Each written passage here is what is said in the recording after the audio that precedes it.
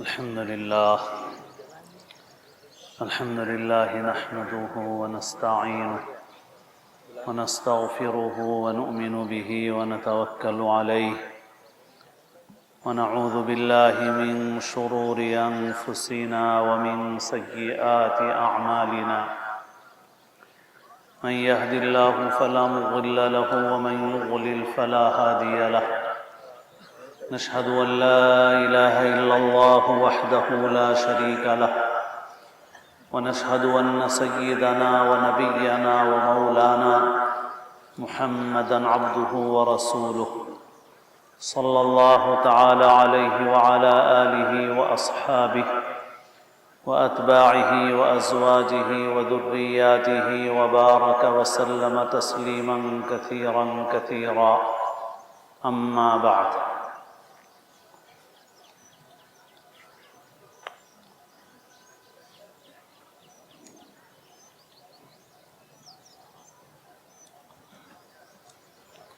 قابل احترام بزرگوں، عزیز دوستوں اور ساتھیوں،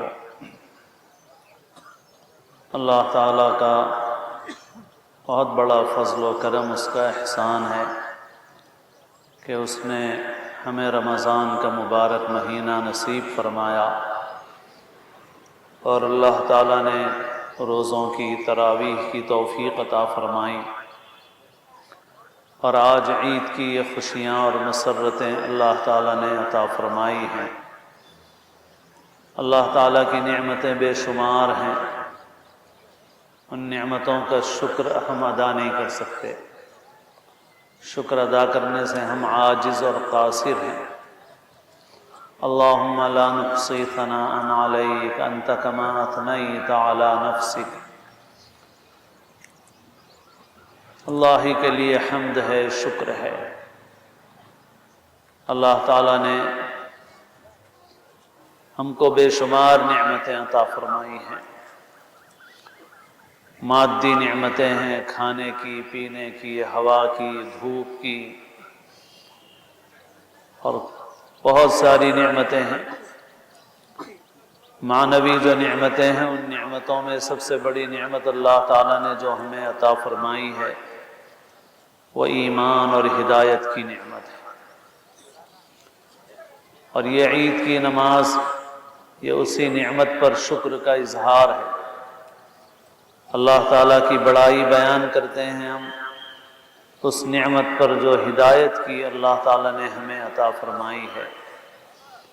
فرمایا اللہ تعالیٰ نے وَلِتُكَبِّرُوا اللَّهَ عَلَى مَا هَدَاكُمْ وَلَعَلَّكُمْ تَشْكُرُونَ، تاکہ تم اللہ کی بڑائی بیان کرو اس نعمت پر جو اللہ نے تمہیں دی ہے، ہدایت کی نعمت، اور اللہ کا شکر ادا کرو۔ سب سے بڑی نعمت یہ ایمان کی اور ہدایت کی نعمت ہے۔ اسی لیے سورہ فاتحہ میں جو نہایت ہی عظیم اور برکت والی سورت ہے، اللہ تعالیٰ نے ایک ہی دعا سکھائی ہے، اور وہ دعا ہے اہدنا الصراط المستقیم، اے اللہ صراط مستقیم کی ہمیں ہدایت عطا فرما دیجیے۔ اگر اس نعمت سے بڑی کوئی اور نعمت ہوتی تو اللہ تعالیٰ اس کا سوال سورہ فاتحہ میں رکھتے، اس کی تعلیم سورہ فاتحہ میں ہمیں دیتے۔ آج کی یہ جو عید ہے یہ عید الفطر ہے۔ عید الفطر کا مطلب افطار کی عید ہے۔ آج کی عید حقیقت میں اس کے لیے ہے جس نے روزہ رکھا، روزوں کا اہتمام کیا، پابندی سے روزے رکھے، بغیر شرعی عذر کے روزہ نہیں چھوڑا۔ اگر خدا نخواستہ ہم میں کچھ بھائی ایسے ہیں جنہوں نے روزوں کا اہتمام نہیں کیا اور بغیر عذر شرعی کے روزے چھوڑ دیے، تو ہمیں سمجھنا چاہیے کہ ہمارے لیے یہ عید صحیح معنوں میں عید نہیں ہے۔ جیسے جو آدمی دن بھر روزہ رکھتا ہے، افطار اسی کا ہوتا ہے،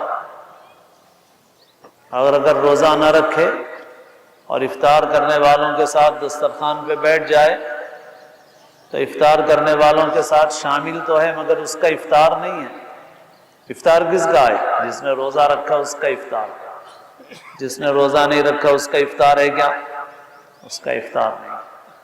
ایسے ہی جس نے مہینے بھر روزوں کا اہتمام کیا اس کے لیے افطار کی عید ہے، اور جس نے مہینے بھر روزوں کا اہتمام نہیں کیا اس کے لیے افطار کی عید کہاں سے ہوگی بھائی؟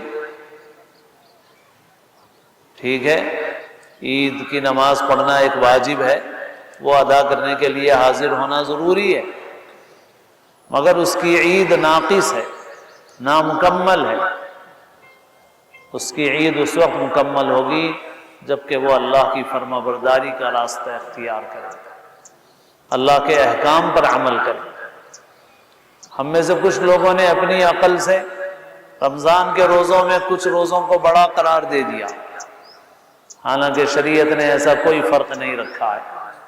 کچھ لوگوں نے اپنی عقل سے بنا لیا جمعۃ الوداع کا روزہ بڑا روزہ ہے، شب قدر کا روزہ بڑا روزہ ہے، رمضان کا ہر روزہ بڑا روزہ ہے۔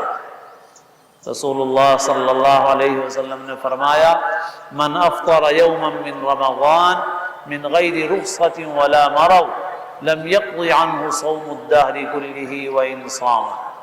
جو شخص رمضان کا ایک روزہ بغیر کسی عذر اور بیماری کے چھوڑ دے، پوری زندگی روزے رکھتا رہے تو اسے ایک روزے کا ثواب نہیں مل سکتا اس کو۔ تو رمضان کا ہر روزہ بڑا روزہ ہے۔ افسوس ہے کہ ہم میں سے کچھ ایسے ساتھی ہیں جو باوجود صحت مند ہٹے کٹے ہونے کے بغیر کسی عذر کے روزے چھوڑ دیتے ہیں۔ روزہ فرض ہے، 5 وقت کی نماز پڑھنا، رمضان کے مہینے بھر کے روزے رکھنا، اللہ نے استطاعت دی ہو تو حج کرنا، اللہ نے مال دیا ہو نصاب کو پہنچ جائے تو زکوٰۃ ادا کرنا، یہ اسلام کے پلر اور ستون ہیں۔ جیسے ہمارے سامنے یہ خیمے لگے ہوئے ہیں، یہ ٹینٹ لگے ہوئے ہیں، یہ ٹینٹ ان ستونوں کے اوپر ہے۔ اگر یہ ستون نہ رہے تو ٹینٹ گر جائے گا، ستون ہے تو یہ ٹینٹ اور خیمہ باقی ہے۔ رسول اللہ صلی اللہ علیہ وسلم نے فرمایا کہ اسلام کی بنیاد ان ارکان کے اوپر رکھی گئی ہے۔ بنی الاسلام علی 5 شہادت اللہ الہ الا اللہ وان محمد الرسول اللہ واقام الصلاۃ وایتاء الزکاۃ والحج وصوم رمضان۔ جیسے یہ ستون نہ ہو تو خیمہ نہیں ہو سکتا، ایسے ہی اگر مسلمان کے اندر نماز کی پابندی نہیں ہے، فرض نماز کی پابندی نہیں ہے، فرض روزے کی پابندی نہیں ہے، فرض حج ادا نہ کرے، فرض زکوٰۃ ادا نہ کرے تو اس کے اسلام کا تصور نہیں کیا جا سکتا۔ اس لیے جن لوگوں نے روزے رکھے پابندی سے، الحمدللہ اللہ کا شکر ہے، اللہ کا شکر ادا کریں، اس نے توفیق عطا فرمائی۔ اور اس کے بعد بھی اپنے عمل کو یہ نہ سمجھیں کہ ہمارا عمل بہت ہی کامل مکمل ہے، یہ سمجھیں کہ ہمارے عمل میں تو بہت نقص اور کمی ہے، اللہ تعالیٰ اپنے کرم سے اسے قبول فرما لے۔ اور جنہوں نے روزے نہیں رکھے یا ناغے کر دیے، بلا عذر روزے چھوڑ دیے، تو وہ سچی پکی توبہ کریں، رمضان کے بعد روزوں کی قضا کریں ایک ایک کر کے، اور آئندہ سے پکا ارادہ کریں کہ پورے مہینے بھر کے روزے رکھیں گے۔ جو روزہ رکھے گا، روزوں کی پابندی کرے گا، اسی کے لیے یہ افطار کی عید ہے۔ اور پھر یہ روزہ ہمارے لیے سبق ہے، یہ ہمارے لیے تربیت کا انتظام ہے۔ کائے کی تربیت؟ کس چیز کی ٹریننگ؟ اللہ تعالیٰ نے فرمایا لعلکم تتقون، تاکہ تمہارے اندر تقوی پیدا ہو جائے۔ یہ روزہ اس لیے ہے۔ روزے کے اندر انسان ہوتا ہے، انسان کھاتا نہیں ہے، پیتا نہیں ہے، اکیلا ہوتا ہے، تنہائی میں ہوتا ہے، گرمی کا موسم ہوتا ہے، ٹھنڈا پانی موجود ہوتا ہے، مزیدار شربت موجود ہوتا ہے، مگر ایک قطرہ بھی انسان اپنے حلق میں ڈالنے کے لیے تیار نہیں ہوتا۔ کوئی نہیں دیکھ رہا ہے بھائی پی لو، نہیں پیوں گا بھائی، اکیلا ہوں، اور نفس گئے، شیطان گئے، پی لو، آدمی بولتا ہے نہیں میرا روزہ ہے، میں نہیں پیوں گا۔ کوئی ساتھی کہے کہ پی لو تھوڑا سا، بعد میں افطار کرنے والوں کے ساتھ بیٹھ جانا، آدمی کہتا ہے نہیں بھائی کوئی دیکھے نہ دیکھے مگر میرا روزہ ہے، میں روزے سے ہوں، میں نہیں پی سکتا۔ بس اسی طرح زندگی رمضان کے بعد بھی گزارنا ہے۔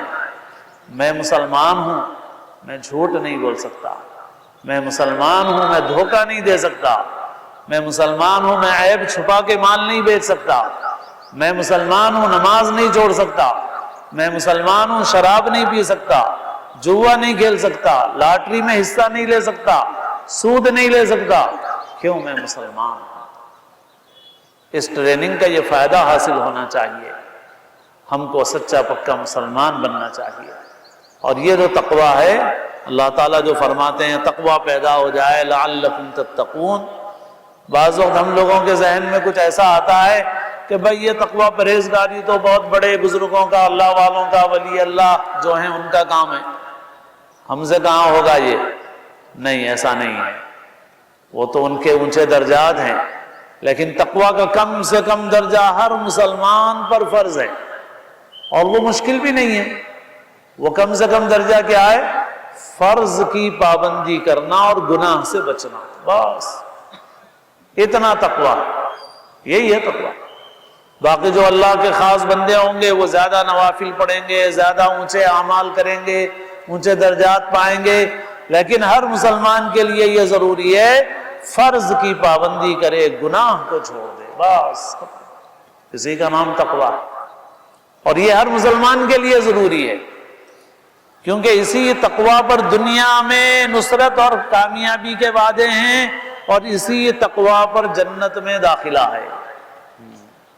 یہاں کی کامیابی بھی تقوی پہ، اور وہاں کی کامیابی بھی تقوی پر۔ حدیث میں علیک بالتقوی فإنہ ازین لامرک کلہ، تقوی اختیار کرو، وہ تمہارے تمام کاموں کو بنانے سنوارنے والی چیز ہے۔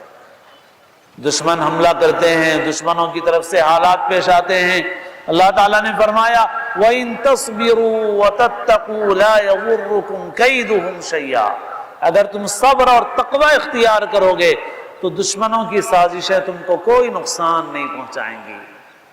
اور بھی بہت سی آیات ہیں جن کے اندر اللہ تعالیٰ نے یہ فرمایا کہ تمہاری جو مدد کی جائے گی وہ تقوی کی بنیاد پہ کی جائے گی۔ تو دنیا میں بھی ہماری کامیابی تقوی پر منحصر ہے، اس پر ڈیپینڈ ہے۔ مومن ہو، متقی ہو، اللہ کی مدد اس کے ساتھ ہوگی، اور آخرت میں جنت کا داخلہ وہ بھی تقوی ہی پر ہے۔ وَسَارِعُوا إِلَى مَغْفِرَةٍ مِّن رَّبِّكُمْ وَجَنَّةٍ عَرْضُهَا السَّمَاوَاتُ وَالْأَرْضُ أُعِدَّتْ لِلْمُتَّقِينَ، جنت کی طرف دوڑو۔ وہ جنت کس کے لیے تیار کی گئی ہے؟ متقیوں کے واسطے تیار کی گئی ہے۔ وَسِيقَ الَّذِينَ اتَّقَوْا رَبَّهُمْ إِلَى الْجَنَّةِ زُمَرًا، جو تقوی اختیار کرنے والے ہیں وہ جنت میں داخل کیے جائیں گے۔ تو جنت کا ٹکٹ کیا ہے؟ تقوی ہے۔ تو ہم میں سے ہر ایک چاہتا ہے کہ جنت میں جائے، یا جنت میں صرف اولیاء اللہ جائیں گے؟ ہر مومن جائے گا جنت میں، اور ہر مومن کو کوشش کرنا ہے جنت کے راستے کی، اور وہ کوشش کچھ مشکل نہیں ہے، وہ بس اتنی کوشش ہے فرائض کی پابندی کرو، گناہ سے بچو، بس فرائض کی پابندی کرو، گناہ سے بچو۔ بڑے بڑے جو گناہ ہیں قرآن حدیث میں بیان کیے گئے ان سے بچنے کا پورا اہتمام کرو، اور چھوٹے موٹے گناہ ہو جائیں تو توبہ سے، استغفار سے، نیک کاموں سے اللہ تعالیٰ ان کو معاف فرماتے رہتے ہیں، دھوتے رہتے ہیں اللہ تعالیٰ ان کو۔ بس کبیرہ گناہوں سے بچو، فرض کی پابندی کرو، متقی بن جاؤ گے۔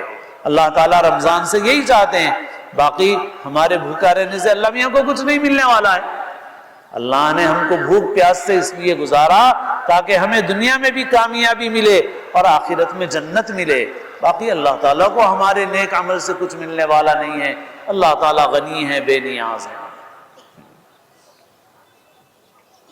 ایک تو یہ بات ہو گئی میرے دوستوں۔ دوسری بات ہمارے اپنے حالات کے اعتبار سے عرض کرنے کی ہے، وہ یہ ہے کہ ہمارے ملک کی ایک بڑی شخصیت ہے، انہوں نے ایک مرتبہ ایک اہم اجلاس میں یہ فرمایا کہ مسلمانوں کے لیے حالات نازک اور سنگین ہیں، خطرناک ہیں، مگر ان کو سنگین اور خطرناک کسی اور نے نہیں بنایا، خود ہماری بے عملی نے بنایا۔ یہ حالات نازک اس لیے نہیں ہے کہ دشمن بہت طاقتور ہے، ایسا نہیں ہے۔ حالات نازک اس لیے ہیں کہ مسلمان بے عملی میں مبتلا ہے۔ اگر کوئی پریشانی آنے لگے، مصیبت آنے لگے، اور آدمی جو کر سکتا ہے وہ نہ کرے، پڑا رہے ایسے ہی، کوئی جانور آ کے حملہ کرے اور آدمی ڈنڈا بھی نہ اٹھائے اور آدمی پڑا رہے ایسے ہی، تو ظاہر ہے کہ جانور حملہ کرے گا۔ تو جان اس لیے نہیں گئی کہ بھئی جانور بہت خطرناک تھا، جان اس لیے گئی کہ تم ڈنڈا اٹھا سکتے تھے، تم نے ڈنڈا بھی نہیں اٹھایا، تم جو کر سکتے تھے وہ بھی نہیں کیا۔ تو حالات کو سنگین اور خطرناک کوئی اور چیز نہیں بنا رہی ہے، حالات کو سنگین اور خطرناک بنا رہی ہے ہماری بے عملی، ہماری غفلت۔ ہم کو اس سے نکلنے کی ضرورت ہے۔ ہمارے لیے سب سے بڑا خطرہ دین سے دوری سے، جیسے ابھی عرض کیا گیا، نماز کی پابندی کرو۔ ایک بزرگ گزرے ہیں ہمارے، حضرت شاہ عبد الغنی صاحب پھولپوری رحمۃ اللہ علیہ، حضرت فرمایا کرتے تھے کہ مسلمان اگر صرف 2 کام کریں، میں ذمہ داری لیتا ہوں کہ مسلمانوں کے حالات تبدیل ہو جائیں گے۔ ایک یہ کہ مسلمان اپنا ظاہری حلیہ سنت کے مطابق بنائے، رسول اللہ صلی اللہ علیہ وسلم کی سنت اور شریعت کے مطابق، دیکھنے سے معلوم ہو جائے کہ یہ مسلمان ہیں۔ اور دوسرے یہ کہ 51% مسلمان نمازی بن جائیں، 51% مسلمان، 100% بنے، 90% بنے، بہت اچھی بات ہے، مگر حضرت فرماتے تھے کہ صرف 51% مسلمان نمازی بن جائیں، میں ذمہ لیتا ہوں کہ مسلمانوں کے حالات تبدیل ہو جائیں۔ لیکن آج ہماری نماز کی پابندی کیسی ہے بھائی؟ رمضان میں تو بہت اہتمام کیا ہم نے، اب عہد کریں، ارادہ کریں کہ رمضان کے بعد بھی پابندی کے ساتھ نماز پڑھنا ہے۔ بعض لوگ نمازیں پڑھتے نہیں ہیں، کچھ پڑھتے ہیں کچھ چھوڑ دیتے ہیں، وہ عہد کریں کہ پابندی سے نماز پڑھیں گے۔ بعض لوگ سال بھر بھی نماز پڑھتے ہیں مگر جماعت کا اہتمام نہیں کرتے، رمضان میں جماعت کا اہتمام کرتے ہیں، وہ عہد کریں کہ نماز با جماعت پڑھنے کا اہتمام کریں گے۔ بعض لوگ دن کی نمازیں پڑھتے ہیں مگر فجر کی نماز نہیں پڑھتے، دن میں نماز میں حاضر رہتے ہیں مگر فجر کی نماز میں حاضر نہیں رہتے، وہ عہد و ارادہ کریں کہ رمضان کے بعد فجر کی نماز بھی پابندی کے ساتھ پڑھیں گے، مسجد میں جماعت کے ساتھ پڑھیں گے۔ ایک صاحب ایک مرتبہ مجھے ایک جلسے کے بعد ملے اور بولنے لگے کہ میں ایک ایسے محلے میں رہتا ہوں جہاں 100% نہیں 200% مسلمان بول سکتے ہیں، لیکن ہمارے محلے کا حال یہ ہے کہ رات بھر بیٹھ کے چبوتروں پر باتیں کرتے رہتے ہیں اور اذان کے وقت اٹھ کے گھروں میں چلے جاتے ہیں، امام صاحب کے پیچھے فجر کی نماز میں صرف 6 آدمی رہتے ہیں۔ محلہ کیسا ہے؟ پورا مسلمانوں کا، ساری آبادی مسلمانوں کی، مگر مسجد میں امام صاحب کے پیچھے فجر میں کتنے نمازی ہیں؟ صرف 6 نمازی ہیں۔ میرے دوستو، یہ سب سے بڑا خطرہ ہے۔ میں آپ سے یہ عرض کر رہا ہوں، خطرات ہیں مگر خطرات باہر سے نہیں ہیں، خطرات ہمارے اندر سے ہیں۔ خطرات اس وجہ سے زیادہ نہیں ہے کہ دشمن طاقتور ہے، خطرات اس وجہ سے ہے کہ ہم سو رہے ہیں، ہم غفلت میں پڑے ہوئے ہیں۔ ہم بہت سی تدبیریں کرتے ہیں، کبھی کبھی جلسے کرتے ہیں، جلوس نکالتے ہیں۔ میں عرض کرتا ہوں بھائی، میر عالم ٹینک سے لے کے ٹینک بینڈ تک کا جلوس نکالو، پریڈ گراؤنڈ تک کا جلوس نکالو، کچھ ہونے والا نہیں ہے۔ اگر چاہتے ہو اللہ کی مدد آئے تو فجر کا جلوس نکالو، فجر کی نماز کی پابندی کرو، فجر میں مسجدوں کو نمازیوں سے بھرو۔ جب ہم فجر میں اپنی مسجدوں کو نمازیوں سے بھرنے لگیں گے، انشاءاللہ حالات تبدیل ہو جائیں گے، اللہ کی مدد مسلط آ جائے گی۔ افسوس ہے کہ ہمارے غیر مسلم بھائیوں کے پاس صبح جاگنے کا معمول ہے، لیکن مسلمانوں کے محلے میں اور مسلمانوں کے اندر الٹا معاملہ ہے، رات میں دیر تک جاگتے ہیں، صبح دیر تک سوتے رہتے ہیں، فجر کی نماز بھی نہیں پڑھتے۔ صبح اٹھنا، صفائی کرنا ان لوگوں کا معمول ہے اور ہم لوگوں کا معمول اس کا الٹا ہے۔ تو سب سے اہم چیز یہ ہے ہماری دین سے دوری، یہ ہے ہمارے حالات کا سبب۔ اور پھر اس کے بعد میرے دوستو، اسباب کے درجے میں جو چیزیں کرنے کی ہیں وہ کرنا ہے، اور سب سے خطرناک چیز اس کے بعد جو ہے وہ مایوسی اور پست ہمتی ہے۔ اس سے نکل جاؤ، یہ ایمان کی کمزوری کی وجہ سے ہے، اللہ سے تعلق نہیں ہونے کی وجہ سے ہے۔ اگر ہمارے اوپر کسی بڑے لیڈر کا ہاتھ رہے تو ہم ڈرتے نہیں ہیں، ہم محلے میں دندناتے پھرتے ہیں کہ کونسلر میرا دوست ہے، ایم ایل اے سے میرے روابط ہیں، ایم پی صاحب سے میری دوستی ہے اور منسٹر صاحب سے میرے تعلقات ہیں، تو ہم دندناتے پھرتے ہیں، ہم ڈرتے نہیں ہیں کسی سے۔ کیوں نہیں ڈرتے؟ پولیس سے بھی نہیں ڈرتے، اس لیے نہیں ڈر رہے ہیں کہ صاحب ایم ایل اے صاحب سے ہمارا تعلق ہے، ایم پی صاحب سے ہمارا تعلق ہے۔ اگر مسلمان کا اللہ سے تعلق مضبوط ہو جائے تو مسلمان ڈرے گا نہیں، مگر آج ڈر رہا ہے مسلمان۔ کیوں ڈر رہا ہے؟ اس لیے ڈر رہا ہے کہ اللہ کا ڈر وہ دل سے نکل گیا، اللہ کا ڈر دل سے نکل گیا۔ یہ ایک سجدہ جسے تو گرا سمجھتا ہے، ہزار سجدوں سے دیتا ہے آدمی کو نجات۔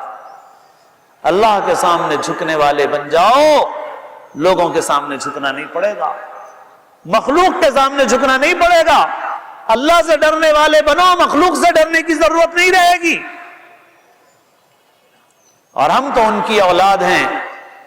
طارق بن زیاد اندلس گئے، اسپین پہ حملہ کیا، چھوٹا سا لشکر ہے اور ایک بڑے ملک پہ حملہ کرنا ہے، لیکن انہوں نے اپنے اور اپنے ساتھیوں کے قدم جمانے کے لیے وہاں اترنے کے بعد اپنی کشتیاں جلا ڈالی اور اپنے ساتھیوں سے کہا کہ دیکھو اب سامنے ایک ہی راستہ ہے، یا تو کامیابی حاصل کرو یا موت اور شہادت حاصل کر لو، واپس جانے کا راستہ نہیں ہے۔ کشتیاں ہم نے جلا ڈالی ہیں، حالات خراب ہوئے تو واپس کسی کشتی میں بیٹھ کے جانے کا راستہ نہیں ہے۔ اب یہ تھے ہمارے اسلاف۔ بدر کا میدان تھا اور مکے کے لوگ 1000 کی تعداد میں تھے اور لوہے میں ڈوبے ہوئے تھے، کھانے کا اتنا سامان تھا کہ کچھ پوچھو مت، کوئی کمی نہیں تھی ان کے پاس۔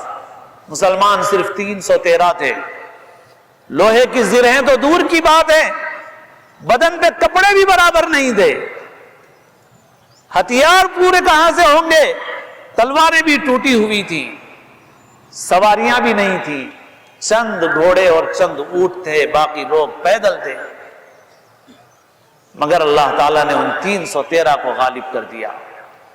اصل چیز ایمانی قوت ہے، اللہ سے تعلق ہے، جس کا تعلق اللہ سے مضبوط ہو گیا تعداد سے کچھ نہیں ہوتا۔ کم من فئۃ قلیلۃ غلبت فئۃ کثیرۃ باذن اللہ واللہ مع الصابرین۔ قرآن کہتا ہے کہ کتنے ہی مرتبہ ایسا ہو چکا ہے، دنیا میں ہوتا رہتا ہے کہ ایک چھوٹا سا گروہ غالب آ جاتا ہے بڑی بڑی تعداد کے اوپر اللہ کے حکم سے، اور اللہ کس کے ساتھ ہے؟ فرمایا مع الصابرین، جو جمے رہتے ہیں ان کے ساتھ ہے۔ تو سب سے بڑا خطرہ ہماری دین سے دوری اور غفلت سے ہے، اور اس کے بعد جو سب سے بڑا خطرہ ہے وہ ہماری مایوسی اور پست ہمتی سے ہے۔ منزلیں ڈھونڈتی پھرتی ہے خود ان کو یوسف، لٹ کے 100 بار بھی جو عزم سفر رکھتے ہیں، یہ قافلہ لٹ سکتا ہے مگر مٹ نہیں سکتا۔ اور تاریخ میں بہت اتار چڑھاؤ آتے رہے ہیں، تلک الایام نداولها بین الناس، یہ تو چلتا رہا۔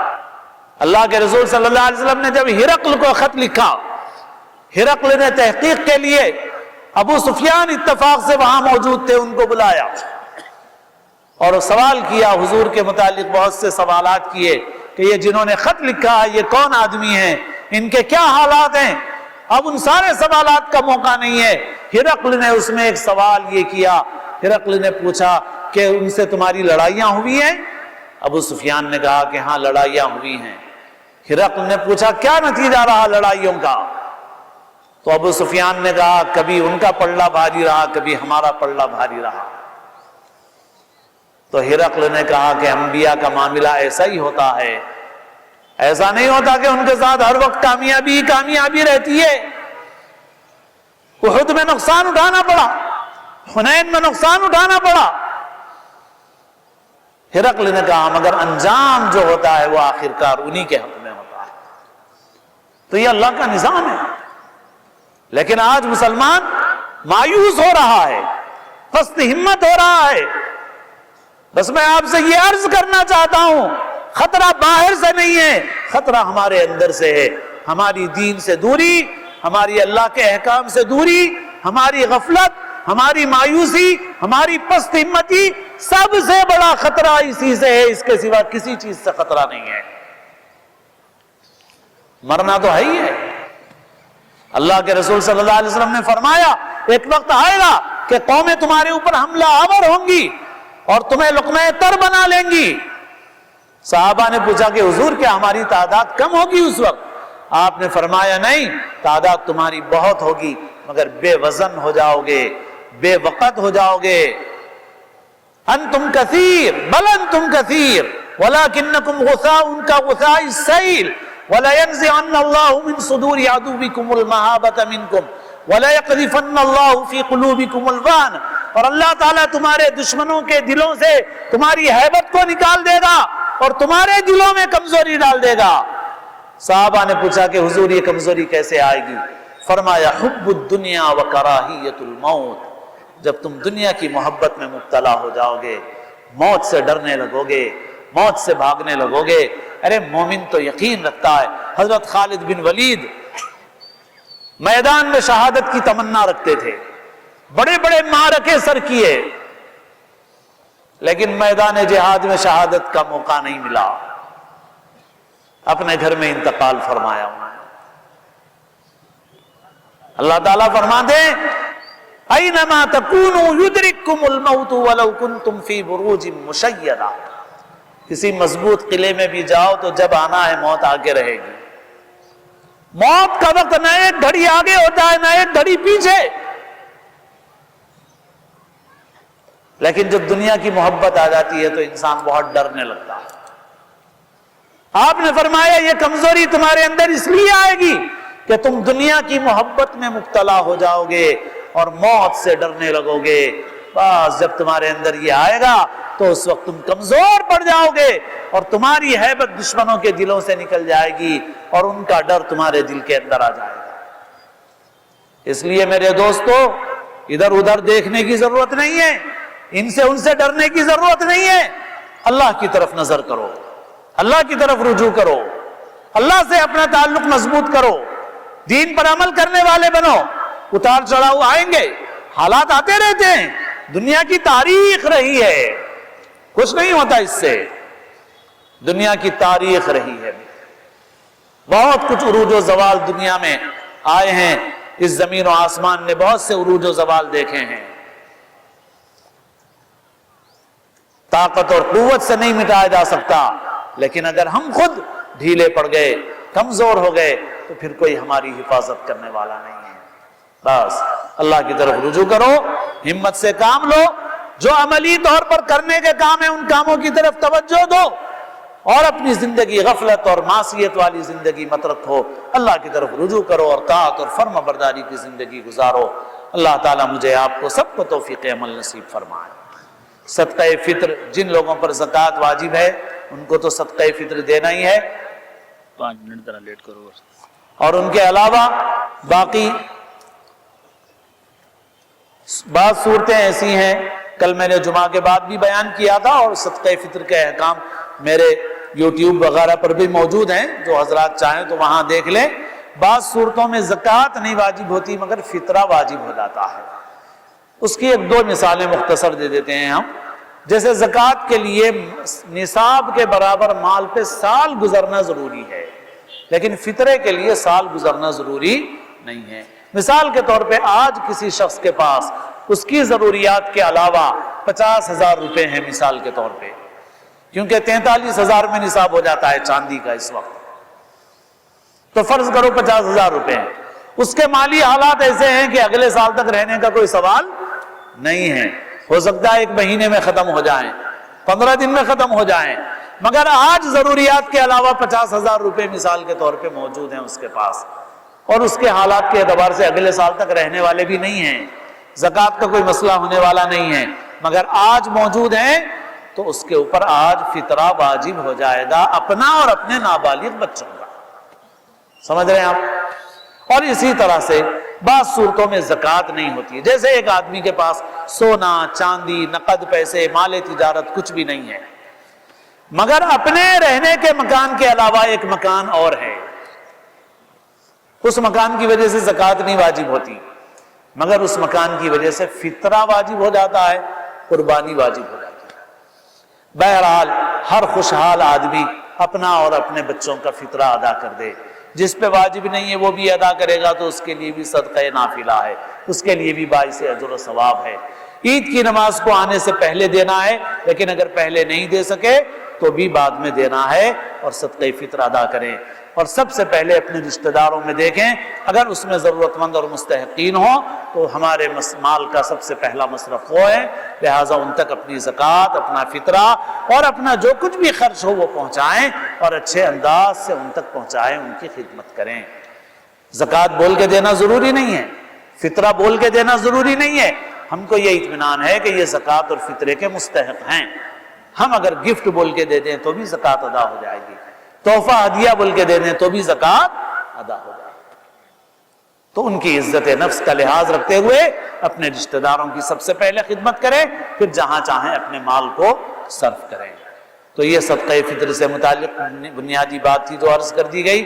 اب نماز کا طریقہ آپ کو بتایا جاتا ہے، پھر اس کے بعد انشاءاللہ صفیں بنیں گے انشاءاللہ۔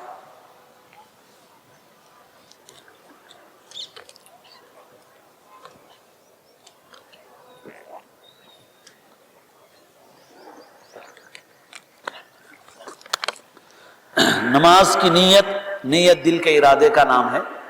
آپ سبھی حضرات نماز پڑھنے کی نیت سے آئے ہیں، دل کا ارادہ کافی ہے۔ زبان سے کوئی کہنا چاہے تو کہہ سکتا ہے میں 2 رکعت نماز عید زائد تکبیرات کے ساتھ پڑھ رہا ہوں، اللہ اکبر۔ 6 تکبیریں زائد ہیں، وہ کہاں ہیں وہ سمجھ لینا ہے۔ پہلی رکعت میں اللہ اکبر کہہ کے ہاتھ باندھ لیں گے، ثنا پڑھنے کے بعد 3 تکبیریں زائد ہیں۔ پہلی مرتبہ اللہ اکبر کہتے ہوئے ہاتھ اٹھائیں گے، چھوڑ دیں گے، دوسری مرتبہ ہاتھ اٹھائیں گے، چھوڑ دیں گے، تیسری مرتبہ چھوڑنے کی ضرورت نہیں ہے، ہاتھ باندھ لیں گے، کیونکہ اب سورہ فاتحہ پڑھنا ہے، بس ختم۔ 3 تکبیریں زائد ہو گئی شروع میں، ثنا پڑھنے کے بعد 3 تکبیریں زائد، اللہ اکبر کہتے ہوئے ہاتھ اٹھائیں، چھوڑ دیں پہلی بار، دوسری بار، تیسری مرتبہ میں اللہ اکبر کہتے ہوئے ہاتھ اٹھا کے ہاتھ باندھ لیں۔ پھر سورہ فاتحہ ضم سورہ پڑھا جائے گا، معمول کے مطابق نماز ہوگی۔ دوسری رکعت میں کھڑے ہوں گے، سورہ فاتحہ پڑھیں گے، ضم سورہ پڑھیں گے، ضم سورہ پڑھنے کے بعد رکوع میں جانے سے پہلے 3 تکبیریں زائد بولیں گے، 3 زائد اور 1 رکوع کی، تو جمع کتنے ہو گئے؟ 4۔ 4 میں سے جو 3 زائد ہیں اس میں اللہ اکبر کہتے ہوئے ہاتھ اٹھائیں اور چھوڑ دیں، اور چوتھی میں اللہ اکبر کہتے ہوئے رکوع میں چلے جائیں، بس اس کے علاوہ اور کچھ نہیں ہے۔ پہلی رکعت کے شروع میں 3 تکبیریں زائد ہیں، دوسری رکعت کے اخیر میں 3 تکبیریں زائد ہیں، بس اتنا ذہن میں رکھ لینا ہے آپ کو، باقی اس کے علاوہ اور کوئی چیز ہے نہیں۔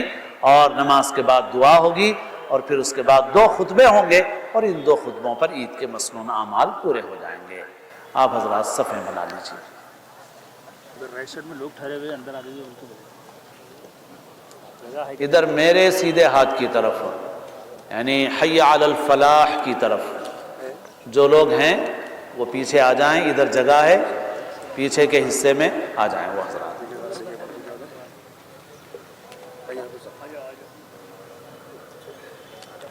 صفیں درست کر لیجئے، نماز شروع ہونے والی ہے۔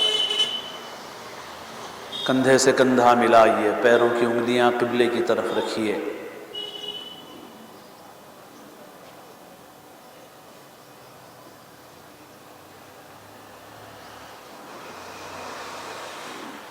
सफ़ें दुरुस्त कर लीजिए।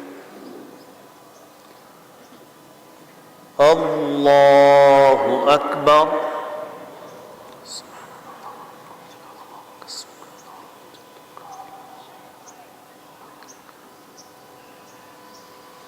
अल्लाहु अकबर।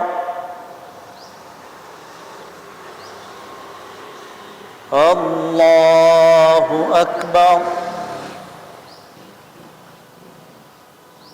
अल्लाहु अकबर।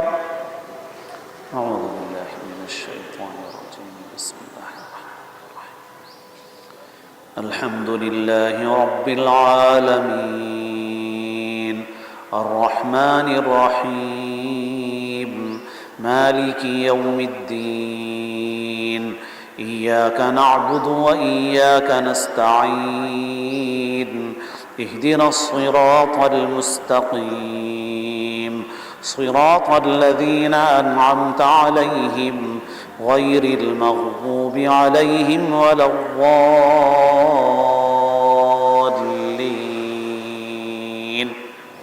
آمين. بسم الله الرحمن الرحيم.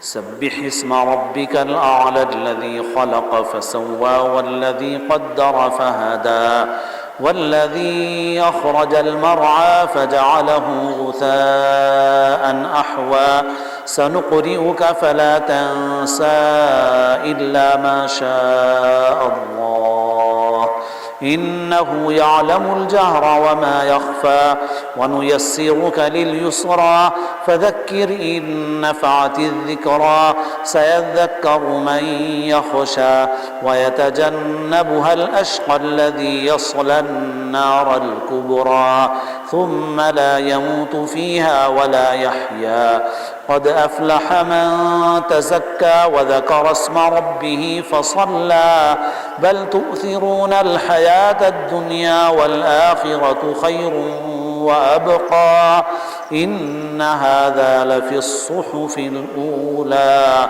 صحف إبراهيم وموسى. الله أكبر.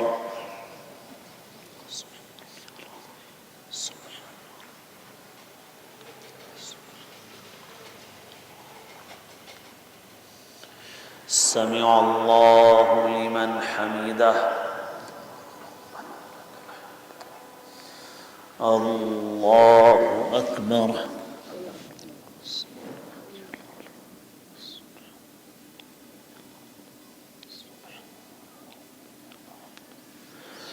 الله أكبر. الله أكبر.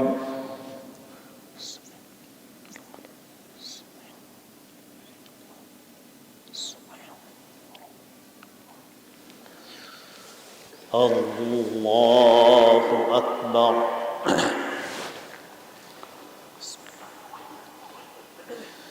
الحمد لله رب العالمين الرحمن الرحيم مالك يوم الدين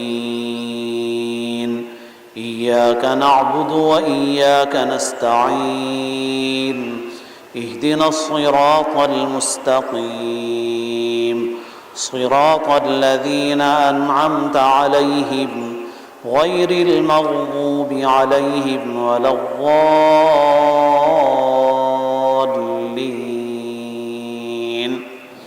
آمين. بسم الله الرحمن الرحيم.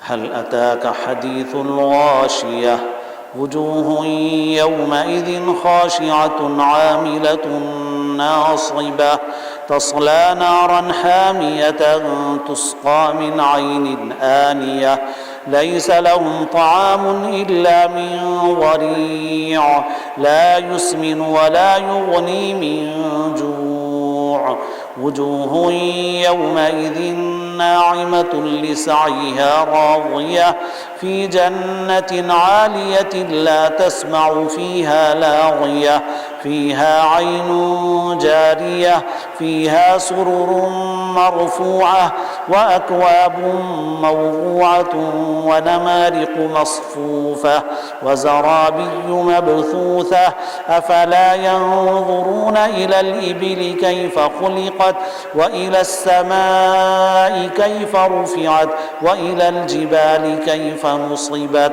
وإلى الأرض كيف سطحت فذكر إنما أنت مذكر لست عليهم بمسيطر إلا من تولى وكفر فيعذبه الله العذاب الأكبر إن إلينا إيابهم ثم إن علينا حسابهم.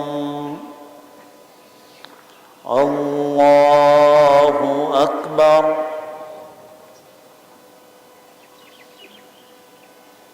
الله أكبر. الله أكبر. الله أكبر. سبحان الله.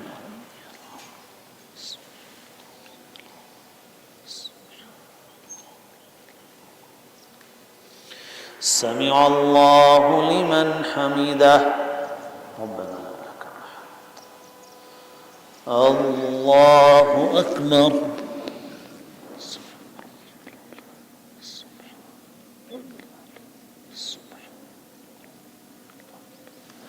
الله أكبر. الله أكبر.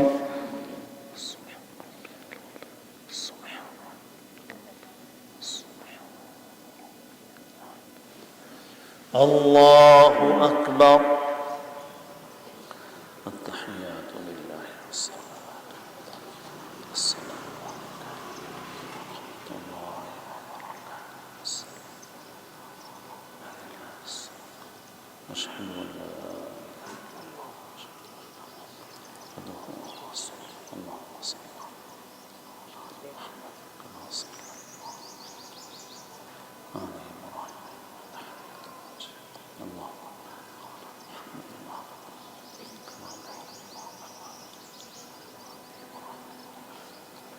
اللهم إني ظلمت نفسي فاغفر لي.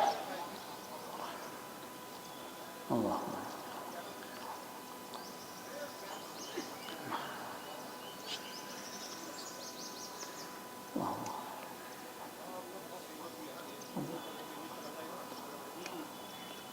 السلام عليكم ورحمة الله. السلام عليكم ورحمة الله. استغفر الله استغفر الله استغفر الله. الحمد لله رب العالمين والصلاة والسلام على سيد الأنبياء والمرسلين. يا رب لك الحمد كما ينبغي لجلال وجهك وعظيم سلطانك. يا رب صل وسلم دائما أبدا على حبيبك خير الخلق كلهم. ربنا ظلمنا أنفسنا وإن لم تغفر لنا وترحمنا لنكونن من الخاسرين. ربنا لا تؤاخذنا إن نسينا أو أخطأنا. ربنا ولا تحمل علينا إصرا كما حملته على الذين من قبلنا. ربنا ولا تحملنا ما لا طاقة لنا به واعف عنا واغفر لنا وارحمنا أنت مولانا فانصرنا على القوم الكافرين. ربنا لا تجعلنا فتنة للقوم الظالمين ونجنا برحمتك من القوم الكافرين. اللهم لا تسلط علينا بذنوبنا من لا يخافك ولا يرحمنا. ربنا آتنا في الدنيا حسنة وفي الآخرة حسنة وقنا عذاب النار. ربنا لا تزغ قلوبنا بعد إذ هديتنا وهب لنا من لدنك رحمة إنك أنت الوهاب. ربنا توفنا مسلمين وألحقنا بالصالحين غير خزايا ولا ندامى ولا مفتونين. ऐ अल्लाह अपने फ़ज़ल से, अपने करम से हमको और हर मोमिन को अपनी मग़फ़िरत की नेमत से सरफ़राज़ फरमा दीजिए। ऐ अल्लाह हमारे और हर मोमिन के अगले पिछले छोटे बड़े गुनाहों को माफ़ फरमा दीजिए। हमारी और हर मोमिन की तमाम जायज़ हाजतों को, मक़ासिद को, मुरादों को पूरा फरमा दीजिए। ऐ अल्लाह बहुत से बीमार हैं जिन्होंने दुआओं के लिए पर्चे भेजे, इत्तला की। अल्लाह हमारे तमाम बीमारों को शिफ़ाए कामिला आजिला मुस्तमिर्रा अता फ़रमाइए। बड़ी और बुरी बीमारियों से हम सब की हिफाजत फरमाइए। ऐ अल्लाह हमारी तमाम जायज़ हाजतों को, मक़ासिद को, मुरादों को पूरा फरमा दीजिए। ऐ अल्लाह हमारे शहर में, हमारी रियासत में, हमारे मुल्क में और पूरे आलम में अमन व अमान नसीब फरमाइए। ऐ अल्लाह जो लोग शर और फसाद फैलाना चाहते हैं उनकी तदबीरों को नाकाम फरमा दीजिए। ऐ अल्लाह जो हमारे मुल्क के और इंसानियत के दुश्मन हैं, ऐ अल्लाह उनकी हकीकत को बेनकाब कर दीजिए। उनके शर से मुल्क की, मिल्लत की पूरी पूरी हिफाजत फरमाइए। ऐ अल्लाह हर खैर नसीब फरमाइए, हर शर से हमारी हिफाजत फरमाइए। हम सबको अपने अपने वक्त पर महज अपने फ़ज़ल व करम से कामिल ईमान पर ख़ातिमा नसीब फरमाइए। हमारी दुआओं को महज अपने फ़ज़ल व करम से सरवर आलम सय्यदुना मुहम्मदुर रसूलुल्लाह सल्लल्लाहु अलैहि वसल्लम के सदक़े व तुफ़ैल में कबूल फरमाइए। या रब्बि सल्लि व सल्लिम दाइमन अबदा अला हबीबिका खैरिल खल्क़ि कुल्लिहिम। जज़ल्लाहु अन्ना सय्यदना व मौलाना मुहम्मदन मा हुवा अहलुहु सल्लल्लाहु अलैहि वसल्लम। सुब्हान रब्बिका रब्बिल इज़्ज़ति अम्मा यसिफ़ून व सलामुन अलल मुरसलीन वल्हम्दुलिल्लाहि रब्बिल आलमीन।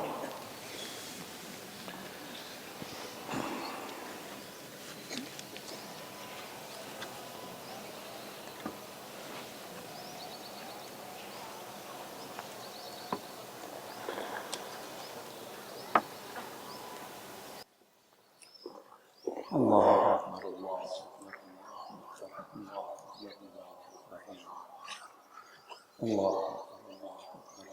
अकबर, अल्लाह अकबर, अल्लाह अकबर, ला इलाहा इल्लल्लाह, अल्लाहु अकबर, अल्लाहु अकबर वलिल्लाहिल हम्द।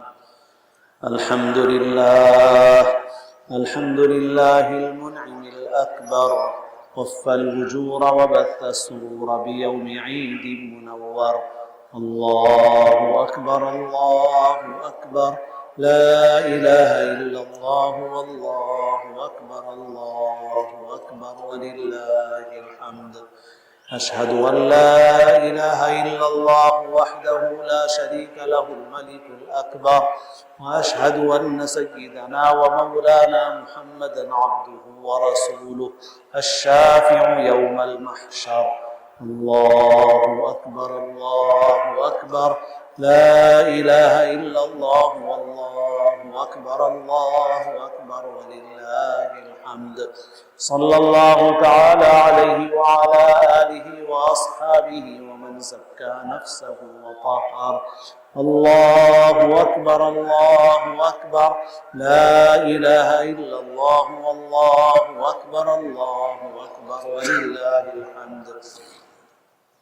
अम्मा बअद फया मअशरल इख़वान, क़ाल नबियुना सल्लल्लाहु अलैहि वसल्लम इन्न लिकुल्लि क़ौमिन ईदन व हाज़ा ईदुना। अल्लाहु अकबर, अल्लाहु अकबर, ला इलाहा इल्लल्लाह, अल्लाहु अकबर, अल्लाहु अकबर वलिल्लाहिल हम्द।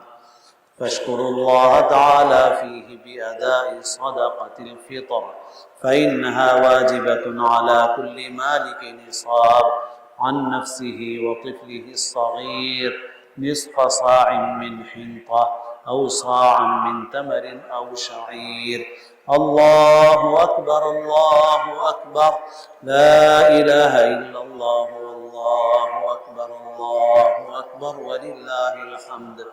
वस्तुहिब्ब लकुम अन इग़्तसिलू वस्ताकू वततय्यबू वल्बसू मिन अहसनि थियाबिकुम वकुलू क़ब्ल सलातिल ईद मिन तमरिन औ शैअन हुल्वा वस्अऊ इलल ईद वकब्बिरू फ़ित तरीक़ि सिर्रा।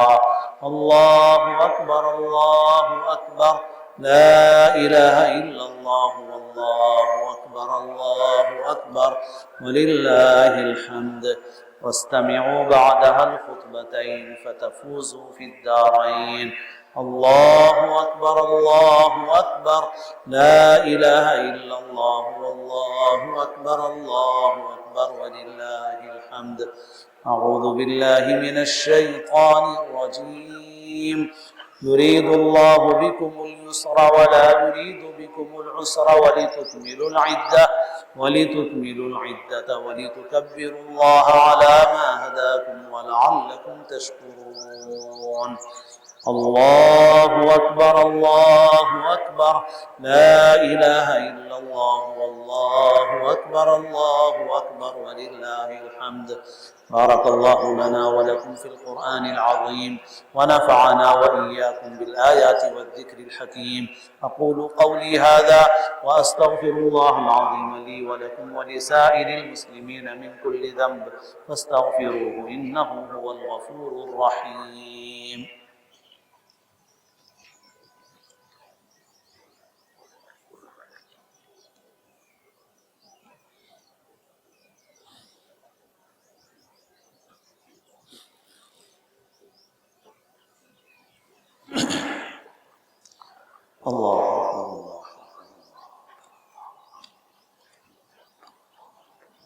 الله أكبر الله أكبر، لا إله إلا الله والله أكبر الله أكبر ولله الحمد.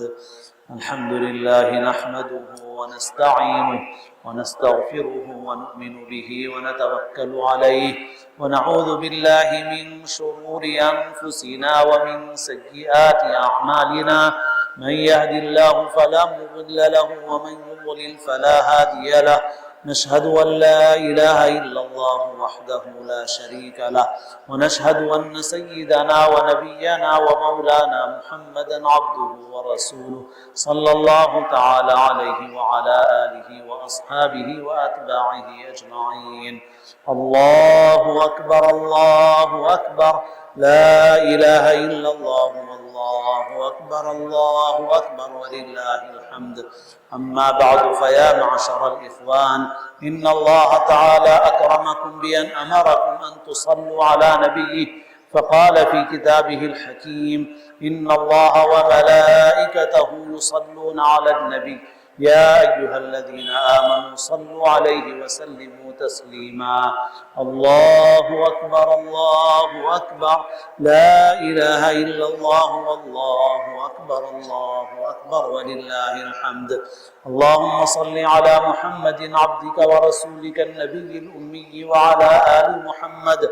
اللهم صل على محمد وعلى آل محمد صلاة تكون لك رضا وله جزاء ولحقه أداء، وأعطه الوسيلة والفضيلة والمقام المحمود الذي وعدته، واجزه عنا ما هو أهله، واجزه أفضل ما جازيت نبيا عن قومه ورسولا عن أمته. وصل على جميع إخوانه من النبيين والصالحين يا أرحم الراحمين. الله أكبر الله أكبر، لا إله إلا الله والله أكبر الله أكبر ولله الحمد. خصوصا على أمير المؤمنين سيدنا أبي بكر الصديق رضي الله تعالى عنه، وعلى أمير المؤمنين سيدنا عمر الفاروق رضي الله تعالى عنه، وعلى أمير المؤمنين سيدنا عثمان ذي النورين رضي الله تعالى عنه، وعلى أمير المؤمنين سيدنا علي بن أبي طالب رضي الله تعالى عنه، وعلى السبطين الشهيدين ساداتنا الحسن والحسين رضي الله تعالى عنهما، وعلى أمهما سيدة النساء فاطمة البتول الزهراء رضي الله تعالى عنها، وعلى البنات الطاهرات السيدات زينب ورقية وأم كلثوم رضي الله تعالى عنهن أجمعين، وعلى عمي نبيك المكرمين بين الناس حمزة والعباس رضي الله تعالى عنهما، وعلى سائر الصحابة والتابعين ومن تبعهم بإحسان واهتدى بهديهم إلى يوم الدين. الله أكبر الله أكبر، لا إله إلا الله والله أكبر الله أكبر ولله الحمد.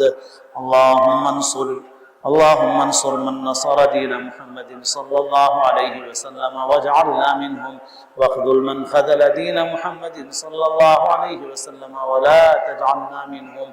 اللهم اهدنا فيمن هديت، وعافنا فيمن عافيت، وتولنا فيمن توليت، وبارك لنا فيما أعطيت، وقنا شر ما قضيت، فإنك تقضي ولا يقضى عليك، إنه لا يذل من واليت ولا يعز من عاديت، تباركت ربنا وتعاليت. نستغفرك ونتوب إليك، وصلى الله على النبي الكريم. اللهم انصر الإسلام والمسلمين، اللهم دمر أعداء الإسلام والمسلمين. اللهم من أراد بالإسلام وبالمسلمين خيرا فوفقه كل خير، ومن أراد بالإسلام وبالمسلمين شرا فسلط عليه كل شر. ربنا لا تجعلنا فتنة للقوم الظالمين، ونجنا برحمتك من القوم الكافرين. اللهم اكفناه بما شئت، اللهم إنا نجعلك في نحورهم ونعوذ بك من شرورهم. الله أكبر، الله أكبر، لا إله إلا الله، والله أكبر، الله أكبر، ولله الحمد. اللهم اغفر للمؤمنين والمؤمنات والمسلمين والمسلمات الأحياء منهم والأموات، إنك سميع قريب مجيب الدعوات، برحمتك يا أرحم الراحمين. أعوذ بالله من الشيطان الرجيم. إن الله يأمر بالعدل والإحسان وإيتاء ذي القربى وينهى عن الفحشاء والمنكر والبغي يعظكم لعلكم تذكرون. اذكروا الله تعالى يذكركم، وادعوه يستجيب لكم، ولذكر الله تعالى أعلى وأكبر، والله يعلم ما تصنعون. الله أكبر، الله أكبر، لا إله إلا الله، والله أكبر، الله أكبر، ولله الحمد. سبحان ربك رب العزة عما يصفون، وسلام على المرسلين، والحمد لله رب العالمين.